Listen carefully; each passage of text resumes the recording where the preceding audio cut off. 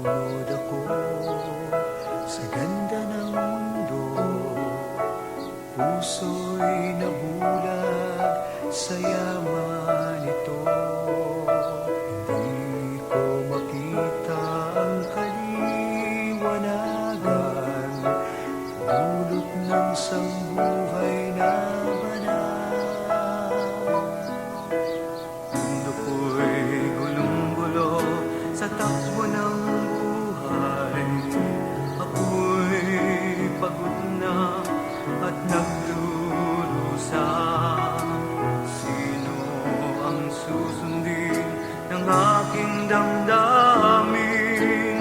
O Jesus na nag-alay ng buhay na banal, bigyan mo ako ng pagkakataon, ialay ang aking pagbabago.